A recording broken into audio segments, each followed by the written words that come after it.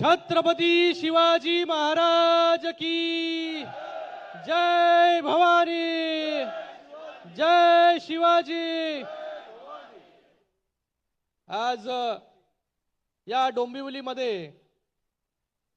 शिवसेनेचा विजय निर्धार मेळावा पार पडतोय आणि या निर्धार मेळाव्यासाठी या राज्याचे उपमुख्यमंत्री शिवसेनेचे मुख्य नेते एकनाथजी शिंदे साहेब उपस्थित आहेत आणि त्याचबरोबर समोर बसलेले सर्व शिवसैनिक आणि डोंबिवलीकर नजर जात नाही तिथपर्यंत जे आहे ही लोक त्या ठिकाणी उपस्थित आहेत। शेवटच्या माणसाने हात वरती करून सांगा की तिथपर्यंत आवाज पोहोचतोय की नाही, पोहोचतोय की नाही? आवाज आला नाही मला, पोहोचतोय की नाही?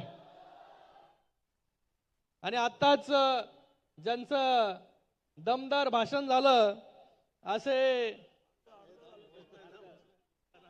जिसमें है दम उसका नाम है राजेश कदम, आणि तेही अर्धच त्याचं भाषण झालं। आता थोडा आवाज बसलाय, सर्दी खोकला झालाय, तरी पण शिवसैनिक जो आहे हा दम लागेसोर जे आहे भाषण शिवसेनेसाठी जे आहे दम लागला। राजेश मोरेंना आम्ही राजेश कदमांना बघत होतो तिथून, तरी देखील ते थांबले नाही, कारण की शिंदे साहेबांच्या नेतृत्वामध्ये या कल्याण डोंबिवलीमध्ये जी कामं गेल्या 10 वर्षांमध्ये झालेली आहेत आणि ते नंतर जेव्हा मुख्यमंत्री झाले तेव्हा जी कामं झाली, जेव्हा जो निधी आला त्याची तोड जी आहे त्याच्याबरोबर बराबरी जी आहे ती कोणीही करू शकत नाही। एवढं मोठं काम जे आहे या कल्याण डोंबिवलीमध्ये उभं केलंय आणि आता राजेशजींनी तर फक्त डोंबिवलीचीच कामं इथे बोलून दाखवली, ती देखील अर्धी।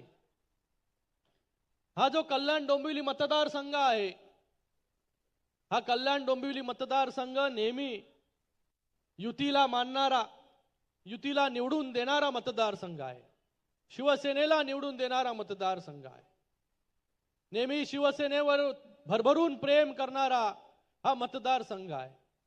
याच मतदारसंघाने मला 3 वेळा खासदार केलं, 2014, 2019 आणि 2024, आणि दरवेळेस या डोंबिवलीमध्ये जो मताधिक्य आहे हे मताधिक्य वाढत राहण्याचं काम जे आहे या डोंबिवलीकरांनी केलं। त्यासाठी सर्व डोंबिवलीकरांचे देखील मी खूप खूप धन्यवाद व्यक्त करतो।